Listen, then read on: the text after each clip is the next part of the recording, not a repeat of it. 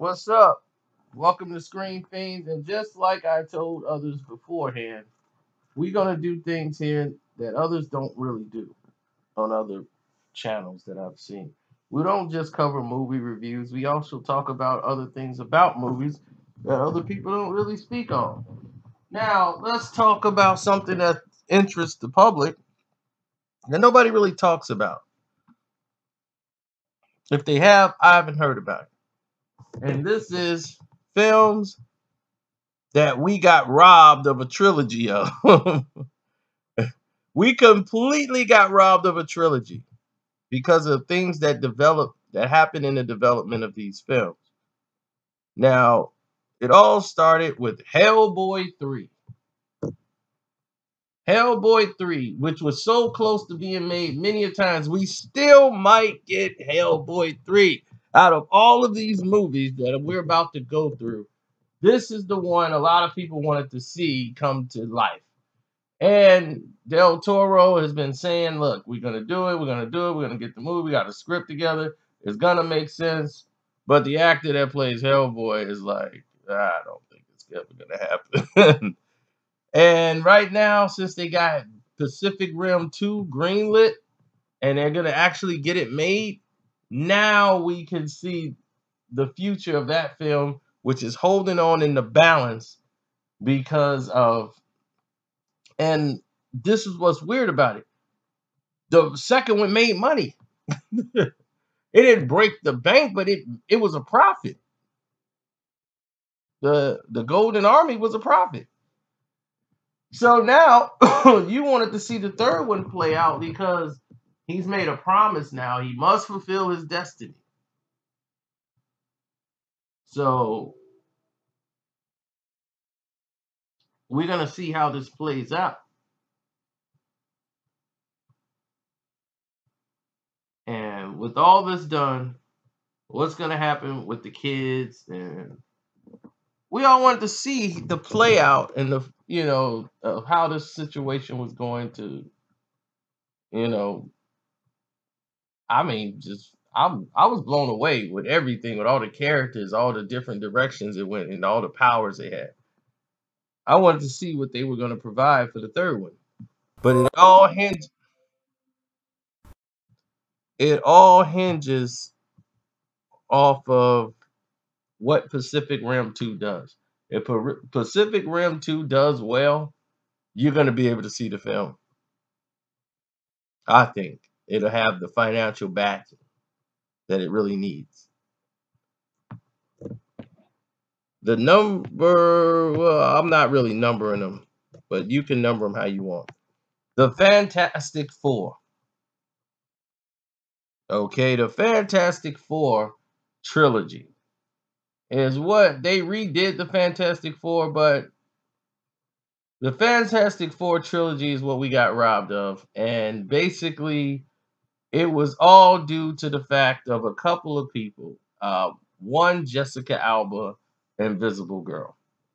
Her having problems with the director, and he really didn't like her too much. He thought she was basically talentless. This was going up to be a problem. For the sequel, it was nothing but problems with her and the directors, and they want her to be naked too much. She felt she was turning more into a feminist on the set, and they're like, is it okay if we kill Invisible Girl? No, we can't really have Fantastic Four without her. So can we send her on a agricultural mission somewhere? So so it was basically a situation where they killed her even in script, and the Silver Surfer brings her back to life just because they couldn't stand her. But that was the end of the whole series. It was done after that. They just like, I'm not doing this again. I'm not working with her ever again. So you will never see that, unfortunately, play out. And we got robbed of that trilogy, which I thought they did a great job with Silver Surfer because they were searching for actors to play him. Vin Diesel was supposed to be the Silver Surfer. That didn't work out. And everybody said, oh, we're going to get a Silver Surfer movie now. Fox has never really had a grasp on what to do with these characters. Should have brought Marvel in. a long time ago.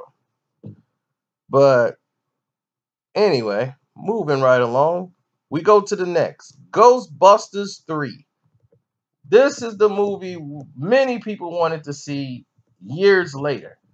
People loved Ghostbusters 1 so much that they forgave Ghostbusters 2.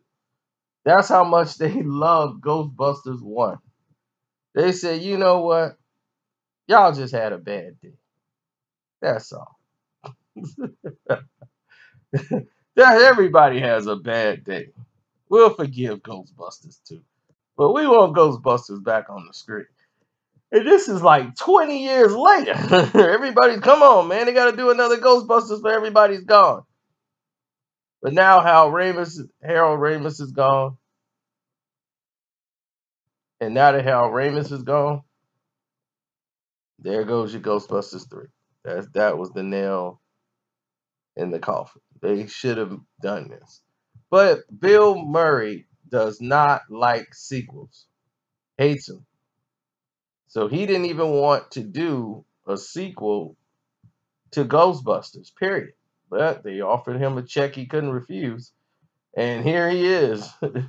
He was like, you saw Heathcliff too, right? Yeah, exactly. My point. I don't like sequels. So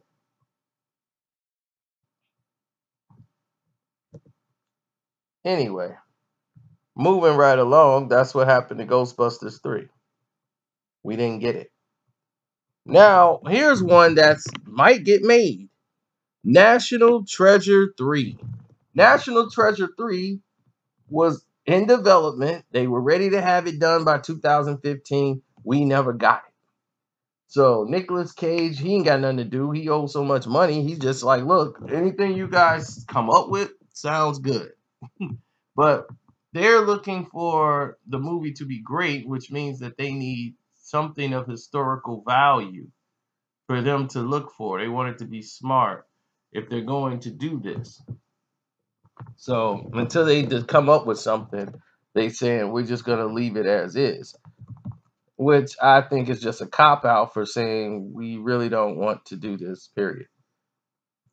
And that's what I'm getting. I'm getting that they just really don't want to do this movie, And it's like, look, the budget isn't there. I don't know how we're gonna fit it in with all these superhero movies popping out every now and then. It's hard to find a spot to put out for this film, to make our money that we would like to make for National Treasure. Now, moving right along, we have, let me see, what was the next one on the list that we really didn't touch on? The Amazing Spider-Man 3, The Sinister Six. The Sinister Six was supposed to be the next third movie and the final movie trilogy of this whole franchise. Now, here's the problem. They claim that there was a 3-deal contract in place, and the other people said, no, we did not have a 3-deal in process. That did not happen. Now, here's this. The Amazing Spider-Man 2 visually was great. I thought it was light years above the first one. The first one made one mistake, and it went back to the old Ben and and trying to make Aunt May, which was greatly cast with Sally Field as Aunt May. It just they harp too much on old Ben again, and it's giving us the same narrative. He was bit by a spider. We know this, but it also introduced us to the Gwen Stacy era. And that was something that was important for the Spider-Man comic. That Gwen Stacy was really the first one that he was crazy over and actually dated. to her tragic death. And she actually died in Spider-Man 2, The Amazing Spider-Man 2. And I thought that was great. The death of Gwen Stacy. The only thing we didn't need was the Green Goblin. Like, his character should have been etched out of this film right along with Rhino. Those two things took away from the movie altogether. Did not need that plot put in at all. But overall, the visual looking Spider-Man, he was the best. That was the best Spider-Man outfit I've ever seen. It was the best visual Spider-Man we've ever had. Now, as far as the actual parting of ways for the three, Andrew Garfield claims that there was no third film intact. Emma Stone was only going to be there for the two, so that fit her perfect because now she didn't have to worry about being tied up when she got other big projects coming up. Andrew Garfield, for some reason, he just decided I got a two movie deal too, because he's dating Emma Stone in real life. So I guess he assumed that he had a two contract deal, but for Peter Parker, no, they were doing three films. Now they couldn't agree on getting Andrew Garfield back to play Spider-Man. The producers, they really had a hard time dealing with him as far as the direction. Mark Webb and Mark Webb, Spider-Man. Yeah, that's probably how they selected the director. But when Mark Webb went and did this, he was having problems with Garfield. And a lot of untold things were happening during the filming of part two that they felt part two didn't exceed what they wanted to do with Spider-Man. They thought this was going to be $1 billion film, and it didn't do quite $1 billion. So they were like, "Well, we got to do better with Spider-Man. We're dropping the ball. We need to reboot this whole thing because they're basing it off what the other Marvel films are doing. These films are doing $1 billion. Why is our Spider-Man capping out at like 700 million? We're doing something wrong." So they decided, you know what? I'm not gonna waste my time going over this with going over this with everybody else. We're gonna scratch the whole project. Now the key to Spider-Man 2, which was made it better than the first one, was the fact of the focus on his mother and father, which they never really focused on in any of the other comics. They just always go to Aunt May and Uncle Ben. But and his parents died, but you don't understand what happened. So this one, goes into that narrative more. Where we saw less of Aunt May. She had a couple of great scenes, and she was like, a couple days work, and she was gone. But this time tied in more to his family. He learned a lot about his mother and father, and they worked for Shield and what he did at the lab. And it really didn't go into his too much of them working for Shield, which they really did, and what had happened and how they was hunted down. All of these different things developed, and there was we'll talk about that at another time, but that's one thing I was glad that they harped on the most. Now, as far as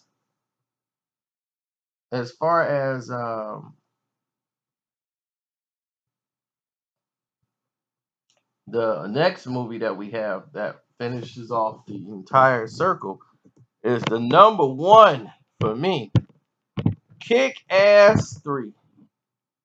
How could you drop the ball on Kick-Ass 3?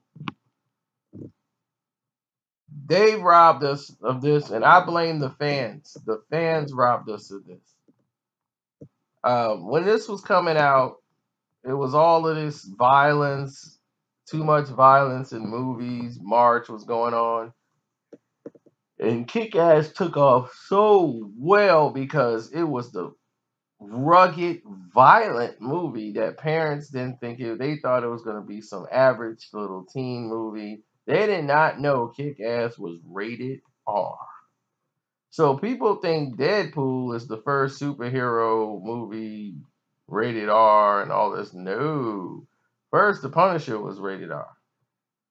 But that was the first successful to make that kind of money. But Kick-Ass was rated R and it lived up to its billing.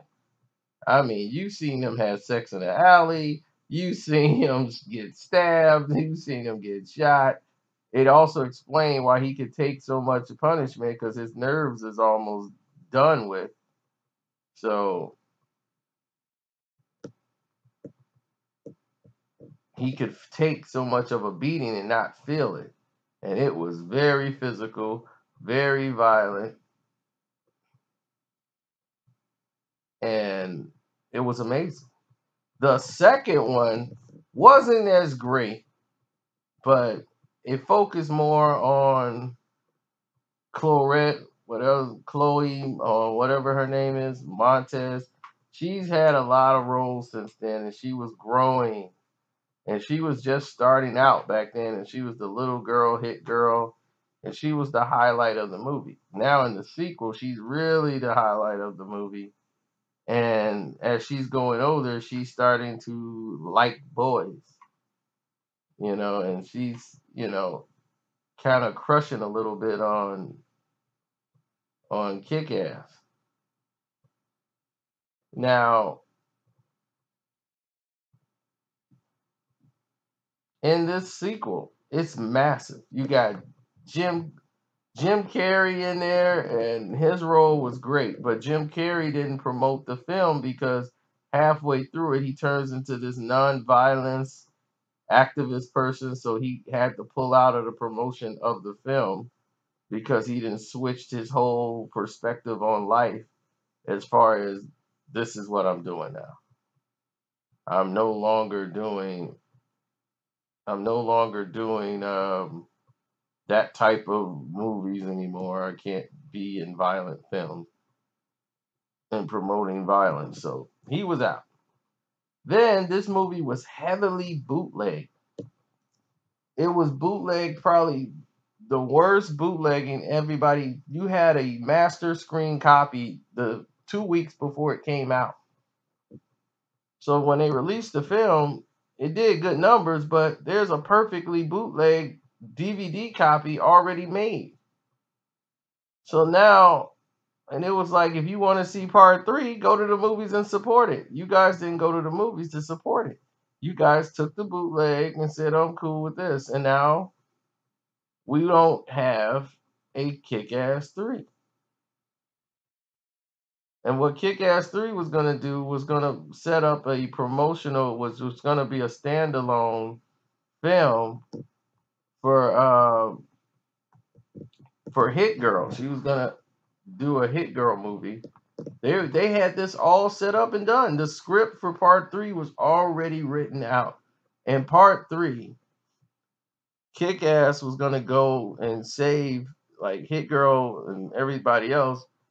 What's his name? Survived the shark attack. He came back with metal implants and everything into his repertoire. And now that he's got all these metal equipments into his repertoire, he's able to the MFer. Now that he's gotten that,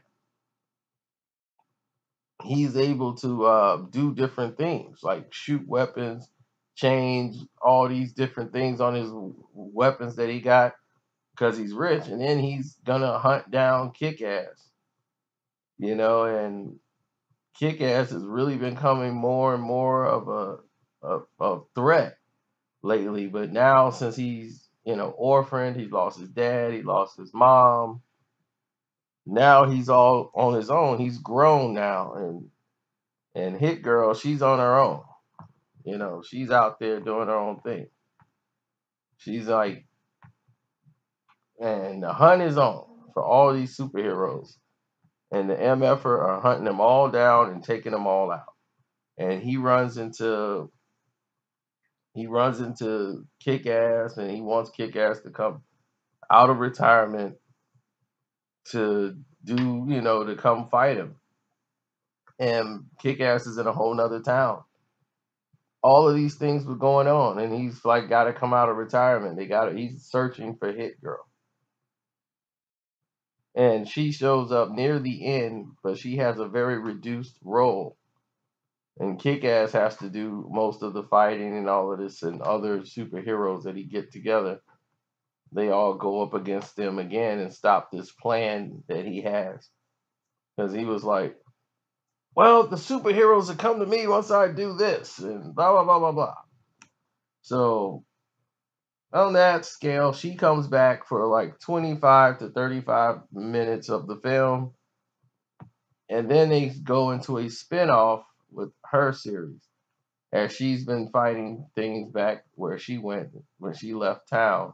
She went over there and she needed Kick-Ass's help. And he makes an appearance in her independent film called HitGirl. Now, that didn't happen, so all of this got scrapped, and we were left without a great film. It broke my heart because I knew where they were going with this. There's a lot of blanks in there because they got to fill them in. But that was mainly the gist of it, because they didn't have what the task was going to be that the MFer was going to do that was going to draw the superheroes out. They just have like blank, blank, blank. Like fill in the blanks. He's going to do this. He's going to draw them out into a war, and there we have it. So